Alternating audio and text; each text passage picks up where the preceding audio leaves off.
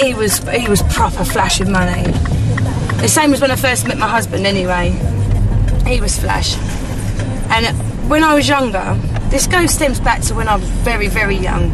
I've always been into crime and gangsters and stuff, and I think one of my first films I watched was Goodfellas, then Casino, what was the other film? Scarface as well.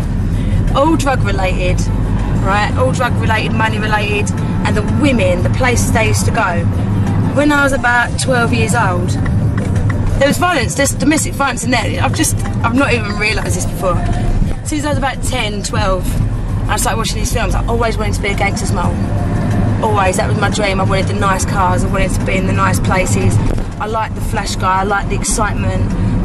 The drugs thing never really entered my head because I think I was too young to understand how the men were involved in all that. All I just saw is them getting thousands and thousands of pounds or dollars in the films. And I remember thinking, yeah, I want a bit of that. And since growing up, that's all I wanted. So I used to kind of find guys, like I used to say to them, yeah, you're a bit of a bad boy then. And they'll say, yeah, I've done this and I've done that. And, you know, and I earn this much money. And it was like, ching ching.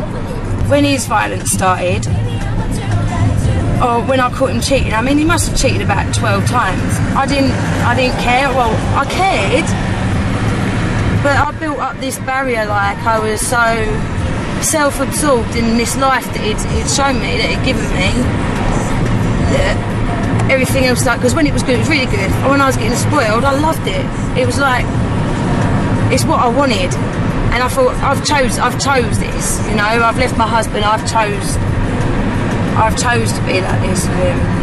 But I remember one time in the car, and I think my boy was about, it was about 2, I think.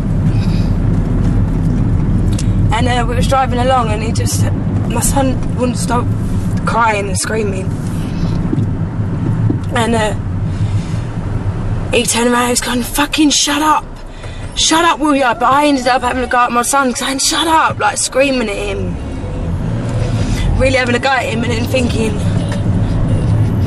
oh, maybe it'd be better if I didn't have kids. Maybe it'd be better if he did go live with his dad. Maybe I'm not a good mum.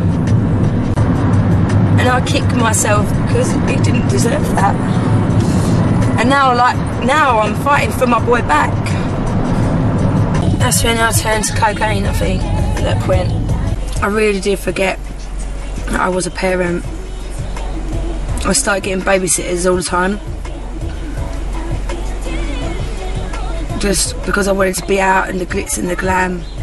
When we was out, it was brilliant. I was always sort of paraded around. This is my girlfriend, and I'm like, yeah. And then I'd be put in the corner where he'd go off and talk to his friends. I forgot about home life, really. It wasn't until the shit got really bad, you know, when I felt that my son's life and my life was in danger from like an outside source. The stuff got so heavy. It was like I was actually, what I wanted when I was younger about living in this gangster lifestyle, that's exactly what I got, but it weren't as glamorous as it seems.